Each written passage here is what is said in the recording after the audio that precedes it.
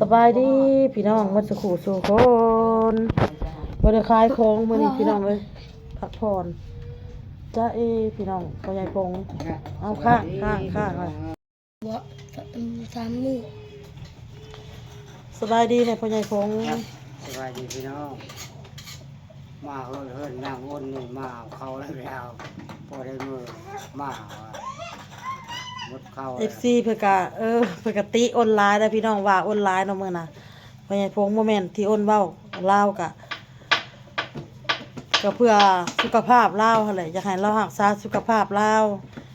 เรากินแล้วลดล้มลดหยังเจ็บเป็นนั่นแหละเนาะพี่น้องเนาะลาวกะขาดทานแล้วมันขาด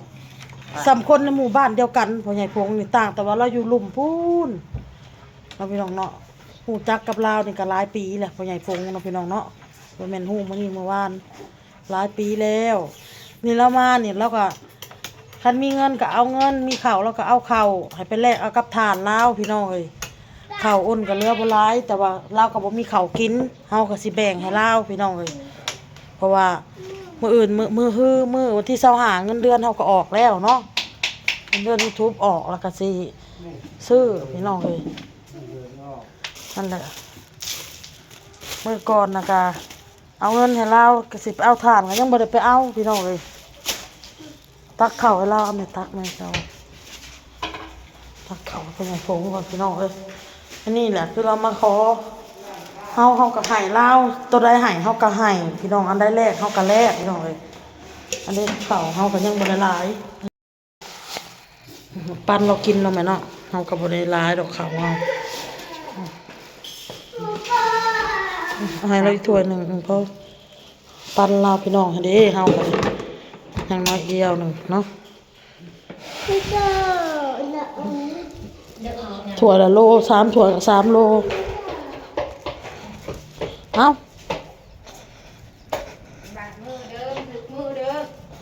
เข้าโล3 โล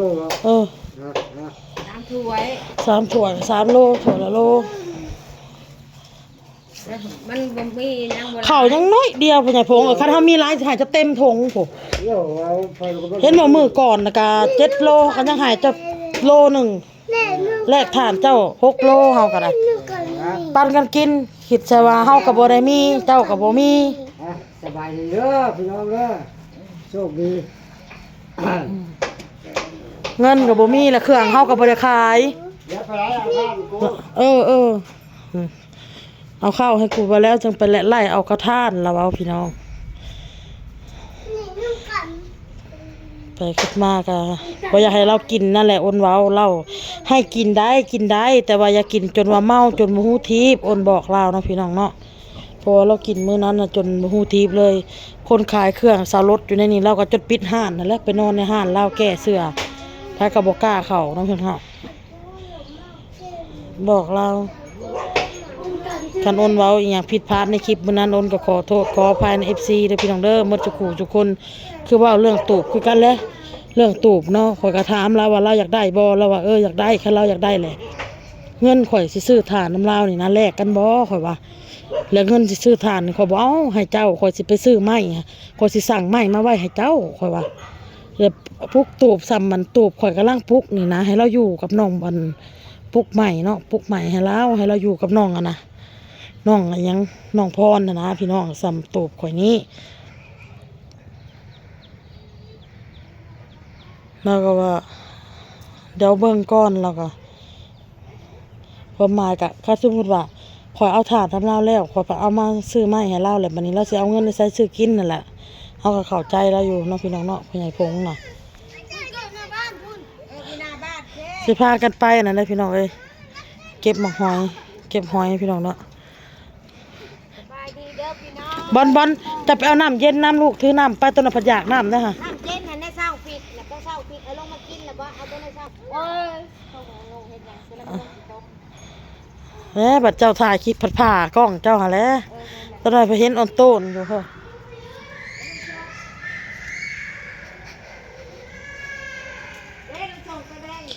แม่จีดกันน่าจะเมื่อเดือนนี้ก็คือสิได้เมื่อน้องพี่น้องเนาะคือสิได้กลับมหาไซแล้วพังคำตอบหรือว่าพังคำเว้าจากแม่พี่น้อง อดยามเมื่อแล้วก็เมื่อเราพี่น้องเนาะเฮาก็บ่ได้ว่าหยังดอก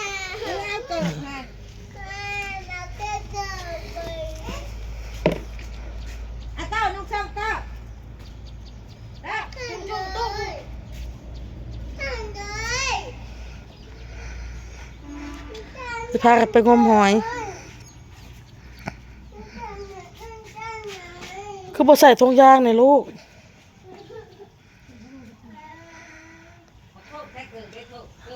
ฮ้อนพี่น้องเอามืดฟ้ามืดฝนมาก็คือสิตกนี่ก็บ่ตกซ้ำซักเครื่องซักผ้าซักแพรพี่น้องเอ้ยบ่ได้ขายเครื่องขายของมื้อนี้ก็ได้หยุดพี่น้องเอ้ยมันความหมายก็คือ4มื้อเฮาลงทุนไปเฮาบ่ได้ขายกลับมาเฮาก็ได้เฮากินเฮาลงทุนซื้อใหม่เฮาบ่ได้ขายเฮามากินเฮาลงทุนซื้อใหม่เฮาบ่ได้ขายเฮามากินอ้นก็เลยพักผ่อนก่อนพี่น้องพักผ่อนก่อนเนาะพี่น้องเนาะมันถามว่าได้ขายบ่คือสมมุติว่าเฮาลงทุนไปซะ500-600เฮาได้ขายซะแต่100พี่น้องมื้อต่อมาเฮาลงทุนอีกมาผัดกินฮอทดอกฮอทแดกเนาะพี่น้องจานจิ้มลูกร้านนี่แหละพี่น้องบ่ได้ขายคนก็เลยพักผ่อนซะเกิบมันน้อยโพดได้น้องเจ็บตีนในบอลหยัดใส่ฮะเกิบน้อยก็ยังหยัดใส่เกิบสีแดงน้องได้ใส่อยู่ใส่บ่ใส่ลูกผู้ป๊าดเกิบจนอันน่ะเอาเกิบอันนั้นเกิบตัวใหม่เดี๋ยวเอาใส่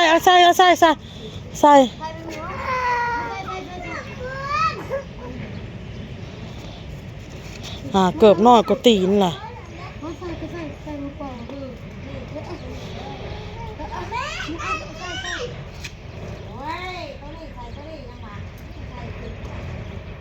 นี่แต่ผูกขักโอ้ยพี่น้องเลย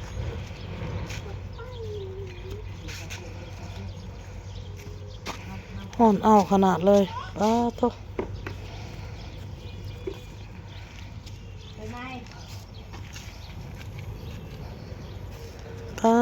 ทุกเท้านี่กระเตกพอเกือบนิดน้อยแม่งมลูกคุณบอกซักไปแล้วไม่เท้าผ้าไปเพราะว่าเห็นเรามาหาอันก่อจึงว่าวเพราะว่าเห็นมันมือคล้ายเครื่องไม่เท่าน้อยว่าวเนาะเราก็มาหาไม่เท่าน้อยอยากได้ตูบละว่าวน้องพี่น้องเนาะก็เลยออกความคิดให้เล่าว่าข้าเจ้าอยากได้แหละเอาถ่านมาแลกเอาบ่ข่อยสิสั่งไม้ให้เจ้าแล้วเจ้าเอาถ่านมาให้ข่อยว่าเนาะ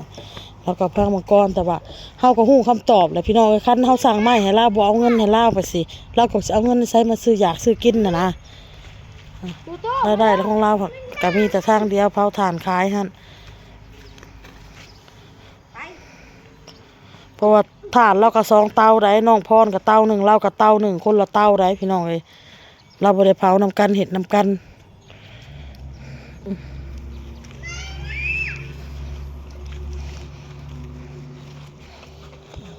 ยังพันในฮอดซ้ำพี่น้องสิ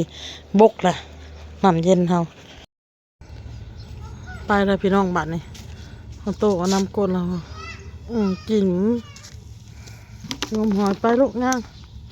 แม่สิออกไปลำลังอัดตัวหัว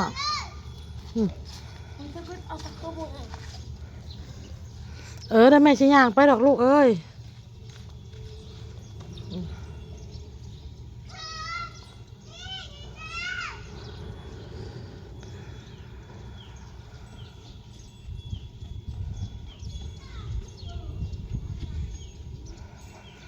พี่น้องเลยไปหาเก็บมาหอกมาหอย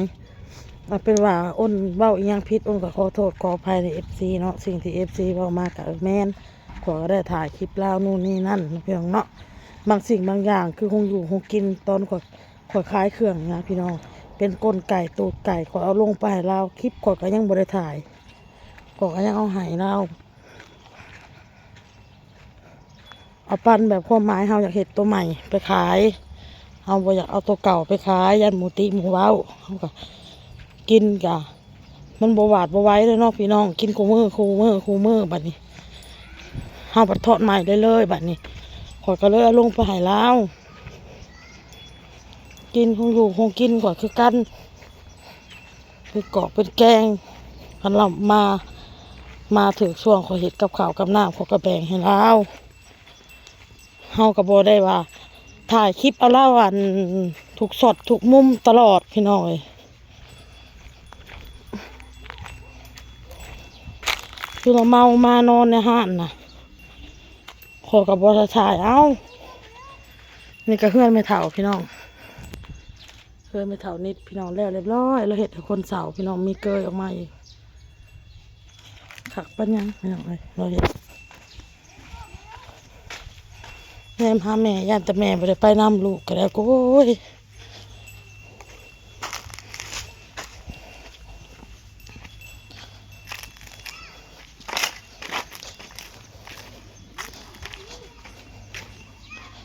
เห็ดอีหยังผิดเว้าอีหยังผิดก็ขอโทษหลายๆเด้อ FC มาจากขู่ทุกคนเลยบางทีหันเฮากะคิดแต่พี่น้องคิดว่าเฮานี่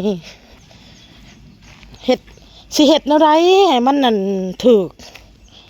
ใจคนนี่นะสิเฮ็ดแนวใดเด้หรือว่าเฮาเว้าแบบนี้ไปสิผิดบ่เฮาเฮ็ดแบบนี้ไปเฮาสิผิดบ่คิดนะพี่น้อง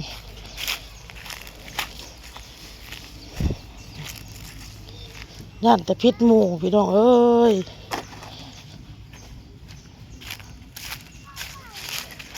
ตัดไปว่ะแม่จีดกับเด็กๆกะย่างน้ำหนาเลยพี่น้องเลยย่างน้ำหนาแล้วพี่น้องเอ้ยพากันไปงมมึงหอยจักสิได้บ่ได้นะพี่น้องเนาะคนก็ได้บ่ได้ก็สิส่วนแม่มานะพี่น้องเนาะไปงมมึงทำได้ก็เอาบ่ได้แล้วก็ยากเพราะว่าข่อยสิไปเฮือนบุญพี่น้องเลยไปเป็นหมู่กับมนต์นะพี่น้องมนต์เนาะส่วนโอเคพี่น้องคลิปนี้ก็ลาไปก่อนพอคลิปหน้าสบายดีพี่น้องบ๊ายบาย